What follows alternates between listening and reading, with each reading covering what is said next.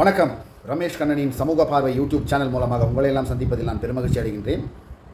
இன்றைக்கி காங்கிரஸுக்கும் கிட்டத்தட்ட 20 ஆண்டு காலமாக கூட்டணியில் இருந்த காங்கிரஸுக்கும் திமுகவுக்கும் இடையே மிகப்பெரிய மன வருத்தம் ஏற்பட்டுள்ளது. ஏனென்றால் அது திமுக கூட்டணியிலே இருந்து காங்கிரஸினுடைய வாக்குகளையும் திமுக பெற்றது, திமுகவுடைய வாக்குகளையும் காங்கிரஸ் பெற்றது. இதிலே வெற்றியடைந்தவர்கள் திமுக கிட்டத்தட்ட 180க்கு மேலான தொகுதிகளில் நின்று கிட்டத்தட்ட 53 தொகுதியில் மட்டுமே வென்றது. ஆனால் காங்கிரஸும் 28 இடங்களே நின்று 5 இடங்களிலே வெற்றி கண்டது. இதே போல் தான் விசிகா நிலைமை 8, 12, 10 இது மாதிரிலாம் வாங்கி அவங்க 2, 3 அவங்க ஜெயிச்சிருக்காங்க. 1, 2, 3 இந்த மாதிரி ஜெயிச்சாங்க. இதில் என்ன ஒரு விஷயம்னா, திமுக கூட்டணியில் 60 சீட்டு வாங்கி 40 சீட்டு வாங்கி 20 ஜெயிச்சு 30 ஜெயிச்சு 35 வரைக்கும் 38 வரைக்கும் ஜெயிச்சிருக்கிறோம்.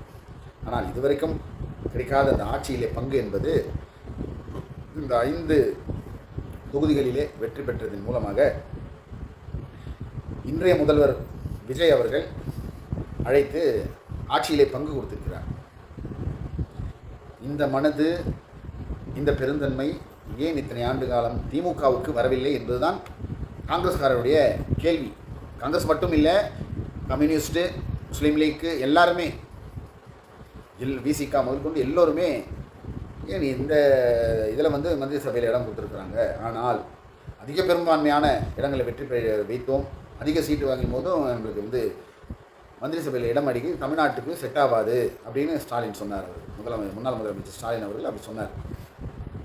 மத்தியிலே கூட்டாட்சி, மாநிலத்திலே தனிப்பட்ட திமுக ஆட்சி அப்படின்ற ஒரு கொள்கையில் அவர் இருந்தார். இப்போது தேர்தல் முடிவுகள் வேறு மாறி தாவேகா கட்சி 108 இடங்களை வெற்றி பெற்றது. இப்போது நன்கு அரசியல் தெரிந்தவர்கள் எல்லோருக்குமே தெரியும் பாஜகவுடைய திட்டம் என்ன.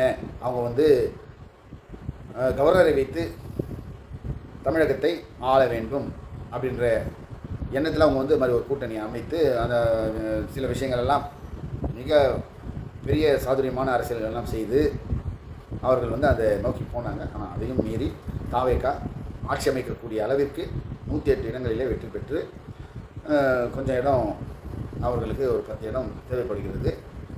அந்த தேவையை பூர்த்தி செய்துவிட்டால் கவர்னர் பாஜகவுடைய எண்ணம் இங்கே பலிக்காது என்ற ஒரு காரணத்தினால விசிகா, காங்கிரஸ், இடது கம்யூனிஸ்ட்டு, வலது கம்யூனிஸ்ட்டு, முஸ்லீம் ஐஎம்யூ எல்லாருமே முடிவெடுத்து உடனடியாக போய் ஒரு நாற்காலிக்கு 3 கால் இருந்தால் மட்டும் அதில் அமர்ந்து விட முடியாது அல்லவா, இன்னொரு கால் மிக அவசியம். 4வது காலாக போய் இவர்கள் எல்லாம் நின்று ஆட்சியை, மக்கள் விருப்பப்பட்ட அந்த ஆட்சியை தமிழகத்திற்கு கொடுப்பதற்கு முன் வந்தார்கள். இதில் சில கட்சிகள் கொஞ்சம் தாமதமாக போனாலும் காங்கிரஸ் உடனடியாக, ஏனென்றால் அவங்களுக்கு பிஜேபியை பற்றி அதிகமாக நன்றாக தெரியும். அதாவது அவங்க திருட்டுத்தனம் பண்ணுவதிலும் தில்லுமுள்ளு செய்வதிலும் அவர்கள் மிக மிக சாமர்த்தியசாலிகள். திருட்டுத்தனம் பண்ணுவதில் மட்டும் சின்ன மயிரடை கேப் எடுத்தால் கூட அதை பூந்துடுவாங்க என்ற ஒரு விஷயம் காங்கிரஸுக்கு தெரிந்த அந்த காரணத்தினால அவசரமாக போய் ராகுல் காந்தி இந்த அரசுக்கு முட்டு கொடுங்க, அந்த அரசுக்கு தக்க வைக்க, ஜனநாயகத்திற்கு நீங்கள் சப்போர்ட் பண்ணுங்கன்னு சொல்லி அதை உடனடியாக தமிழகத்தில் செஞ்சு ஆட்சி அமைத்தாச்சு. இதை காங்கிரஸுக்கு 5 இடங்கள் வெற்றி பெற்றாலும் 2 மந்திரி சபை, உயர்கல்வித்துறையும் சுற்றுலாத்துறையும் கொடுத்து அழகு பார்க்குறாரு விஜய். இதை நாங்கள் காங்கிரஸ் இதை ஏன் மறுக்க வேண்டும்? திமுக ஒரு காரணம் சொல்லுங்கள், ஏன் மறுக்க வேண்டும்? நாங்கள் ஆட்சியில் அதிகாரத்தில் சரிப்பட்டு வராது என்று சொன்னீர்கள். விஜய் அது சரி வரும் என்று காட்டிக் கொண்டிருக்கிறார்கள். அதையா நீங்கள் தடுக்கிறீங்க? சரி, அந்த இப்போ நம்ம பேச போகிற சப்ஜெக்ட் அது கிடையாது. இது ஒரு இன்ட்ரடக்ஷன் தான். நம்ம மெயினாக பேச வேண்டியது விஜய் அவர்கள் எங்கே உங்கள் அப்பா சட்டசபையில் காணுமே அப்படி சொன்னார்ல. இது முழுக்க சட்டசபையிலே ஏற்றுக்கொள்ளக்கூடிய ஒரு அரசியல்வாதம். புரியுதுங்களா? இது வெறும் அரசியல் தான், தனிப்பட்ட முறையோட தாக்குதல் கிடையாது. ஏன்னு சொன்னால் டாக்டர் கலைஞர் அவர்கள் தோல்வியே அறியாத ஒரு வெற்றி திருமகனாக விளங்கினார். நீங்கள் 1000 காரணம் சொல்லுங்கள், எது வேணாலும் நீங்கள் தோல்விக்கு காரணம். தோற்று விட்டீர்களா இல்லையா? இல்லை, தோல்வி ஒத்துக்கொள்ள வேண்டும் தானே. சரி, அப்போது விஜய் அவர்கள் சொன்னது என்ன? சனாதனத்தை எதிர்த்து குரல் கொடுத்த உதயநிதி அவர் எல்லாருடைய அன்பையும் பெற்றுவிட்டு அவர் வெற்றி பெற்று விட்டார். ஆனால் குளத்தூர் தொகுதியிலே நீங்கள் தோல்வி அடைந்துவிட்டீர்கள். அதனால தான் உதயநிதி எதிர்க்கட்சி தலைவராக நீங்கள் அமர்த்தவில்லை என்றால் இந்த கேள்வி எழப்போவது கிடையாது. நீங்கள் உதயநிதி ஸ்டாலின் அவர்களை எதிர்க்கட்சி தலைவராக நியமனித்த காரணத்தினால அவங்க அந்த கேள்வி எங்கே உங்கள் அப்பாவை காணுமே அப்படி சொல்கிறாங்க. ரெண்டாவது, 5 நிமிடம் பிரச்சாரம் பண்ணதுக்கே கொளத்தூர் காணாமல் போயிடுச்சு, உங்கள் அப்பா தோத்துட்டாரு, நான் வந்து ரவுண்ட் அடிச்சிருந்தேன்னா என்ன இருக்குன்ற மாதிரி இதெல்லாமே வந்து அரசியல். புரியுதா உங்களுக்கு?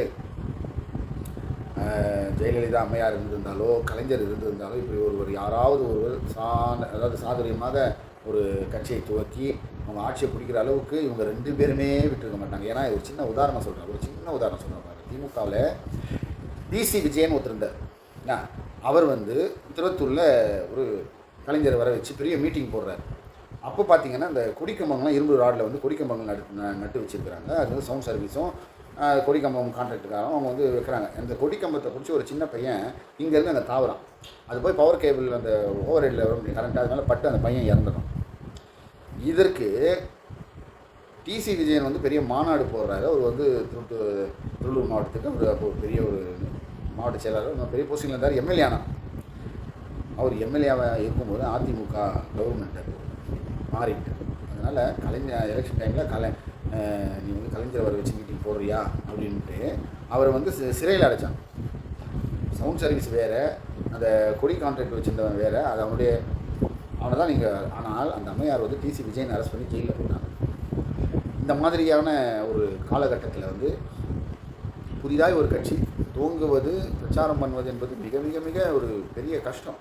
அவங்களுக்கு என்ன மாதிரியான இன்னல்கள்லாம் திமுக அதிமுகவும் கொடுப்பாங்கன்றதெல்லாம் நம்ம கண்ணெதிரில் பார்த்துருக்கோம். ஆனால் இன்று வந்து முன்னாள் முதலமைச்சர் மு.க. ஸ்டாலின் அவர்களுக்கு தாவேகா என்று ஒரு கட்சி, அது இந்த அளவுக்கு எழுச்சி பெறும். அவங்க பிரச்சாரம், அதாவது ஒரு கட்சி துவக்கினாங்கன்னா அவங்க வந்து மேக்சிமம் ரீச் திமுகவை எதிர்த்து அவங்க பண்ணுவாங்க. ஆனால் என்று நல்ல திமுக தொண்டர்கள் முதல்ல யோசிக்கணும். என்னைக்கு டாக்டர் கலைஞர் அவர்கள் அந்த கட்சியை பதில் சொல்கிறாரோ, கட்சி ஆரம்பிக்கிறவங்க எல்லாருமே வந்து திமுக விமர்சனம் பண்ணி தான் பண்ணுவாங்க. ஆனால் என்று அந்த கட்சி தலைமைக்கு டாக்டர் கலைஞர் அவர்கள் பதில் கொடுக்குறாரோ அன்றைக்கி அந்த கட்சி வளர்ந்துச்சுன்னு அர்த்தம். அன்றைக்கி தான் அவங்களுக்கு ரெகாக்னைஸ் கிடைக்கும். அதுக்கு நாங்களாம் காங்கிரஸ்லாம் நாங்கள் விதிவிலக்கு. காங்கிரஸுக்கும் திமுகலாம் அதெல்லாம் அவங்களுக்கு தெரியும். மீசானா என்ன, காங்கிரஸ்னா என்ன, இந்திரா காந்தினா என்ன, ராஜீவ் காந்தினா என்ன, எல்லாமே அவங்களுக்கு தெரியும். நாங்கள் கிடையாது. ஆனால் ஒரு புதிதாக ஒரு கட்சி ஆரம்பிக்க வேண்டும், துவங்க வேண்டும், அவர்கள் இந்த அளவுக்கு அரசியல் செய்ய வேண்டுமே. ஆனால் இவங்களெல்லாம் எதிர்த்து செய்திருக்க வாய்ப்பே கிடையாது. ஆனால் அந்த இடத்தையெல்லாம் கேப்பாக விட்டுட்டு நம்ம தாவேகா தலைவர் விஜய் அவர்களை எதிர்த்து விமர்சனம் பண்ணால் அவங்க வளர்ந்துருவாங்க. அப்படி தாவேகா தலைவர்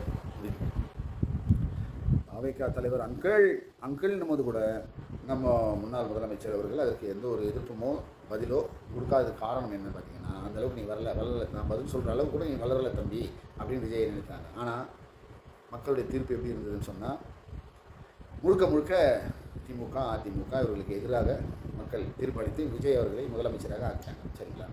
இப்போ வந்து நீங்கள் கொளத்தூர் தொகுதியில் தோற்றுட்டீங்க. உதயநிதி அவர்கள் எதிர்கட்சி தலைவராக இருக்கிறார். எதிர்கட்சி தலைவர் 1000 கேள்விகளை வைக்கிறாங்க. விஜய் பேசலை, அதை பண்ணலை, இதை பண்ணலை, ஒரு மாத காலத்துக்குள்ளே இவ்வளோ விமர்சனங்களை வைக்கும்போது அவர் என்ன சொல்கிறாருன்னா, சட்டசபையில் இதுவரைக்கும் நல்லா புரிஞ்சுக்கங்க, இதுவரைக்கும் வரலாறு காணாத டாக்டர் கலைஞர் தோல்வி அறியாத ஒரு தலைவருடைய மகன் இதுவரைக்கும் தோல்வி அடையவே இல்லை.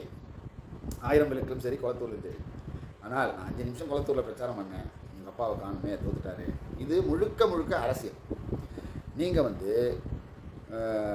அதற்கு பதிலடி கொடுக்க வேண்டுமே. ஆனால் நீங்களும் அரசியல் ரீதியாக தான் நீங்கள் அவரை விமர்சனம் செய்ய வேண்டும், பார்க்க வேண்டுமே தவிர இது என்ன, இது பர்சனல் தாக்குதல் வந்து திமுக அழகு கிடையாது. அதாவது வாய்மையே வெல்லும் அப்படின்ற நம்பிக்கையுடையவர்களுக்கு இது வந்து அருவருக்கத்தக்க விஷயமாக தான் தோன்றும். ஏன்னா அவர் அரசியல் பேசுகிறார், நீங்கள் பதிலுக்கு அரசியல் எப்படி? இதே வந்து நான் உதயநிதி ஸ்டாலின் இடத்துல நான் இருந்திருந்தால் நான் என்ன பேசியிருப்பேன்? அப்பா ஐயா, உலகத்தில் சூரியன் இருக்குது, ஆனால் சில நாடுகளில் அது தெரிவதில்லை. அதற்காக சூரியன் இல்லை என்ற அர்த்தம் கிடையாது. சூரியன் இருக்குது, கொஞ்சம் கொஞ்சமாக வந்து அட்லாண்டிக் ஓஷனை உருகி கொண்டு வருகிறது சூரியனுடைய சக்தியில். அங்கேயும் நாளை மறுநாள் என்றாவது ஒரு நாள் அங்கவும் சூரியன் வரும்போது இந்த பனிக்கட்டிகள் எல்லாம் கரைந்து ஓடிவிடும். இதோ வருகின்ற இடைத்தேர்தல் 5 தொகுதி காலியாக இருக்குல்ல, நடத்திப்பார். அன்னைக்கு விஸ்வரூபத்தோடு உனக்கு எங்கள் அப்பா தெரிவார் அப்படின்னு சொல்லியிருந்தா எல்லாருமே கை தட்டியிருப்பாங்க. கற்றறிந்த முதியோர் கற்றறிந்த மூதறிஞர்கள் எல்லோருமே வந்து பாராட்டியிருப்பாங்க. ஆனால் உங்களுக்கு எழுதி கொடுப்பவர்கள் யார் என்று தெரியவில்லை, இல்லை உங்களுக்கே தோன்றுகிறது என்னென்று தெரியவில்லை. நீங்கள் வந்து அவருடைய பர்சனல் அட்டாக்கு போகிறீங்க. பர்சனல் அட்டாக்கு போகும்போதே நீங்கள் தோல்வியை நழுவுகிறீர்கள் என்பதுதான் உண்மையான அர்த்தம். ஏன்னா அவருக்கு அரசியல் ரீதியாக அவங்களுக்குனால மோத முடியல பர்சனல் அட்டாக் போகிறீங்க. அவருக்கும் அவர் மனைவிக்கும் 1000 கருத்து வேறுபாடுகள் இது பல குடும்பங்கள்லேயும் நடக்குது. இது பல நூற்றில் கிட்டத்தட்ட 60-70 குடும்பங்களையும் நடந்துட்டு அப்புறம் ஒன்றாயிடுறாங்க. எவ்வளோ பேர் ஒன்றாகிறாங்க, விவாதத்திற்கும் போயிட்டு கூட கோர்ட்டில் ஒன்றாகிறாங்க. இதெல்லாம் வந்து அவங்களுக்கு தனிப்பட்ட விஷயம். இத்தனை ஆண்டு காலமாக பிள்ளை பேரெல்லாம் பெற்று சில ஆண்டுகள் கழித்து அவங்க மனநிலை 40 வயதில் நாய் குணம் வரும். அதனால மாற்றங்கள் வரும்போது அவங்க குடும்பங்களில் ஏகப்பட்ட பிரச்சனைகள் வரும். அதையெல்லாம் நம்ம வந்து அரசியலாக எடுத்துக்கொள்ளக்கூடாது. ஏன் அண்ணா சொல்லலையா, பானுமதியை பற்றி அண்ணாதுரையிடம் கேட்கும் பொழுது அவள் ஒன்றும் படிதாண்டா பத்தினி இல்லை, நான் ஒன்றும் முற்றும் துறந்த முனிவனும் அல்ல என்று சொன்னார்கள் அண்ணாதுரை. இந்த விளக்கம் எல்லாருக்குமே பொருந்தும் இல்லை, அவருக்கு மட்டும் அண்ணாதுரைக்கு மட்டும்தான் பொருந்துமா? யார் வேண்டுமானாலும் சொல்கிறேன். தனிப்பட்ட வாழ்க்கையில் நான் எப்படின்னா போனேன், பொது வாழ்க்கையில் நான் சுத்தமாக இருக்கேன், நீ பொது வாழ்க்கையில் நான் எப்படி இருக்கிறத மட்டும்தான் பாரு. அதுதான் அரசியல். நீங்கள் விமர்சனம் வந்து கலைஞர் மாதிரி, அடுத்தது வந்து உங்கள் தந்தையார் மு.க. ஸ்டாலின் மாதிரி நீங்கள் வந்து உங்கள் விமர்சனத்தை வைக்கணும். நானும் வந்து சின்ன பையன்தான்ற மாதிரிலாம் விமர்சனம் வச்சிங்கன்னா வெகுஜன மக்கள் இல்லை, தமிழக மக்கள் கிட்டத்தட்ட 8 கோடி மக்கள் இருக்காங்க. அவங்க எல்லோரும் ஏற்றுக்கொள்ளக்கூடிய வகையில் நீங்கள் ஒரு தலைவராக இருக்க வேண்டும். விஜய்க்கு இருக்கக்கூடிய கூட்டம் வந்து அசைக்க முடியாத கூட்டம், ரசிகர் பட்டாளம். சரிங்களா? எம்ஜிஆர்கிட்ட இருந்த ரசிகர் பட்டாளம் விஜயிடம் இருக்குது. என்றைக்குமே உங்கள் உங்களுடைய தாத்தா டாக்டர் கலைஞர் அவர்கள் எம்ஜிஆரை வெற்றி பெற்றதே கிடையாது, வெற்றி கண்டதே கிடையாது. ஏனென்றால் அது வந்து சொல்ல முடியாத ஒரு மாஸ், நம்ம யோசிக்க முடியாத அளவுக்கு மக்கள் வந்து சினிமாவில் அவங்கள பார்க்கும்போது மக்களுடைய கருத்துக்கள்லாம் அவங்க வந்து எடுத்து பேசும்போது அவங்க ஒன்றிடுறாங்க. இது வந்து நம்ம தவிர்க்க முடியாத ஒரு விஷயம். அப்போது எம்ஜிஆரை கலைஞர் எப்படி எதிர்கொண்டார்? கிட்டத்தட்ட 14 ஆண்டு காலம் காத்திருந்து அதுக்கப்புறமா திரும்பவும் தமிழகத்தில் ஆட்சியை பிடிச்சி வந்தார். அப்படின்னா அந்த மாதிரியான பொறுமையும் ராஜதந்திரமும் அரசியல் யுத்தியும் உங்களுக்கு அதிகமாக வேண்டும், காத்து கொண்டிருக்க வேண்டும். நேரம் வரும்பொழுது எப்பொழுதுமே வெற்றி வந்து எதிரி தப்பு செய்யும்போது மட்டும்தான் நம்மளுக்கு அந்த இடத்துல தான் நம்ம இறங்கி ஆடணும். அப்போ தான் நம்மளுக்கு வெற்றி கிடைக்கும். அவர் வந்து சரியாக ஆடிக்கொண்டிருக்கிறார். எப்படி சரியாக விஜய் ஆடிக்கொண்டிருக்கிறார்? எப்படி தலித் மக்களுக்கு இது வரைக்கும் திமுகவும் அதிமுகவும் கொடுக்காத அளவிற்கு முக்கியத்துவம் கொடுத்து 8 அமைச்சர் கொடுத்துருக்கிறாரு. இப்போ நாளைக்கு இன்றைக்கி தேர்தல் வைத்தால் கூட ஒட்டுமொத்த தலித் மக்களுடைய வாக்குகளை தாவேக்கா பெரும் செயலை செஞ்சு காட்டியிருக்காரு. வன்னியரசு வந்து இன்றைக்கி வந்து ஆதிதிராவிட நலத்துறை அமைச்சராக பொறுப்பேற்றதுலேருந்து எங்கே ஜாதி ரீதியான பிரச்சனை இருந்தாலும் நேரில் போயிடுறாரு, எல்லாரையும் கூப்பிட்றாரு. ஆதிதிராவிட சம்மந்தப்பட்ட எல்லாரையும் கூப்பிட்டு நடுவே எடுக்க சொல்கிறாரு. மக்களுக்கு இதுதான் வேணும், இதை நீங்கள் செய்ய தவறிவிட்டீர்கள். பலம் கலந்த அந்த விஷயத்தில் நீங்கள் மெத்தனம் காட்டிவிட்டீர்கள். தலித் மக்கள் வாழக்கூடிய அவர் குடிக்கின்ற குடிநீரில் இருந்து மலம் கலந்ததில்லை. நீங்கள் எந்த மாதிரியான ஒரு அந்த வேங்கை வயல் சம்பவத்திலே ஆதிதிராவிட மக்கள் குடியிருக்கக்கூடிய அவர்கள் குடிக்கின்ற அந்த நீரிலே மலத்தை கலந்தார்களே, அவர்கள் மீது நீங்கள் நடவடிக்கை எடுக்காமல் மெத்தனம் காட்டினீர்கள் அல்லவா? அதனால் தான் ஒட்டுமொத்த தலித் மக்களும் உங்களுக்கு எதிராக திரும்பினார்கள். இதே வந்து ரிவர்ஸ் கொஞ்சம் பின்னால் போய் பாருங்கள். அம்மையார் ஜெயலலிதா அவர்கள் கடைசியாக நின்று 45% வாக்குகளை பெற்றார் தெரியுமா? அந்த மாதிரி வெற்றியை அவங்க கண்டதற்கு காரணம் என்ன நீங்கள் நினைக்கிறீங்க? நான் சொல்கிறேன் பாருங்கள். ராமதாஸ், அன்புமணி, காடுவெட்டி குரு, இவங்க 3 பேரும் வந்து மகாபலிபுரத்தில் ஒரு பெரிய பௌர்ணமி மீட்டிங்காக அமாவாசை மீட்டிங் ஏதோ ஒரு மீட்டிங் ஒன்று போட்டு தலித் மக்களை அவ்வளோ கீழ்த்தரமாக பேசி வருகின்ற வழியில் எல்லாம் தலித் மக்கள் வசிக்கக்கூடிய இடத்துலலாம் கெலட்டாவை பண்ணி அவங்க வீடுகளை சூறையாடி ஒரு மிகப்பெரிய கலவரத்தை கட்டவிழ்த்தார்கள். ஞாபகம் இருக்கா உங்களுக்கு ஞாபகம் இருக்காது, கலைஞருக்கு ஞாபகம்.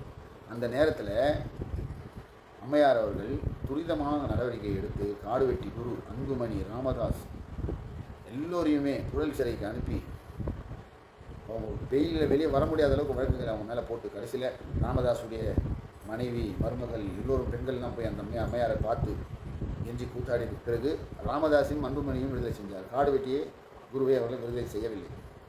அந்த அளவுக்கு நடவடிக்கை எடுத்ததின் காரணமாகத்தான் அந்த அம்மையார் 45% மேலான வாக்குகளை பெற்று எட்ட முடியாத உயரத்துக்கு சென்ற வெற்றியை கண்டார்.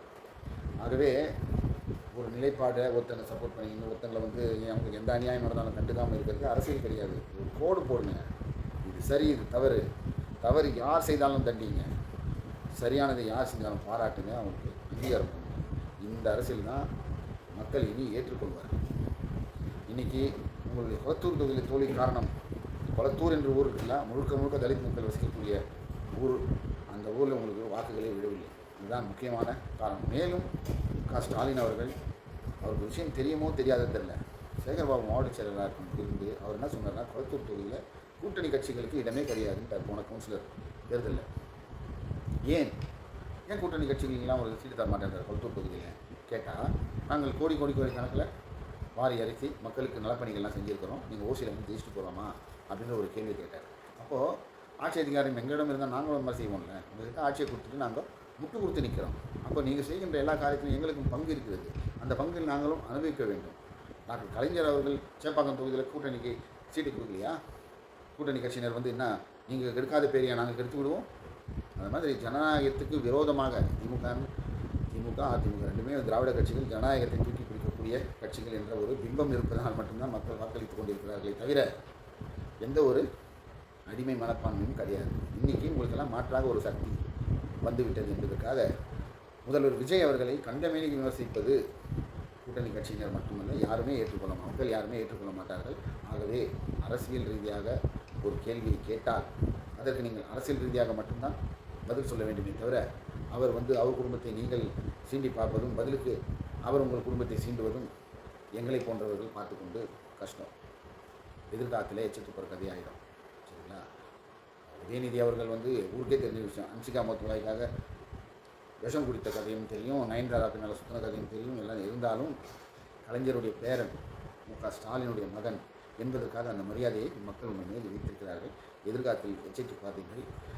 அரசியல் ரீதியாக நீங்கள் எது வேண்டுமானாலும், தாவேக்காக இருக்கட்டும், காங்கிரஸாக இருக்கட்டும், பிசிகாவாக இருக்கட்டும், எந்த கட்சி வேணாலும் அரசியல் ரீதியாக நீங்கள் விமர்சனம் செய்யுங்கள். அதில் இருக்கக்கூடிய நியாய தர்மங்களை நாங்கள் அரசை ஆராய்வோம். மற்றபடி தனிநபர் தாக்குதல் உங்களுக்கும் தேவையில்லாதது, அவர்களுக்கும் தேவையில்லாதது. இந்த ஆரோக்கியமான அரசியலே கிடையாது என்பதை கூறி நன்றி கூறி விடைபெறுகிறேன். நன்றி, வணக்கம். உங்கள் ரமேஷ் கண்ணன். தேங்க்யூ. ப்ளீஸ் சேனலுக்கு சப்ஸ்கிரைப் பண்ணுங்கள், லைக் பண்ணுங்கள், ஷேர் பண்ணுங்கள். காங்கிரஸ் தோழர்களே, நான் காங்கிரஸ்காரன், முழுக்க இது காங்கிரஸ் சேனல் எல்லோருக்குமே தெரியும். ஆகையால் உங்கள் ஆதரவு தான் முக்கியம். பொதுமக்களுக்கான விஷயம், உலக செய்திகள் கூட நான் சொல்கிறேன். அதுக்கான பலனை உலக மக்கள், தமிழர்களோ பொதுநிலையில் இருக்கக்கூடியவர்களோ நான் பேசுவது சரி என்பது யாருக்கெல்லாம் படுகிறதோ அவர்களெல்லாம் சப்ஸ்கிரைப் பண்ணுவாங்க, லைக் பண்ணுவாங்க, ஷேர் பண்ணுவாங்க. நீங்கள் பண்ணுங்கள், லைக் பண்ணுங்கள், ஷேர் பண்ணுங்கள், சப்ஸ்கிரைப் பண்ணுங்கள். கமெண்ட் கண்டிப்பாக என்னுடைய அரசியல் ரீதியான இந்த கருத்துக்களுக்கு எதிர்கருத்து தான் நாகரிகமான முறையில் சொல்லுங்கள். ஒத்து போகிற கருத்தாக தான் பாராட்டுகளும் தெரிவிங்க. நன்றி, வணக்கம். ஜெய்ஹிந்த்.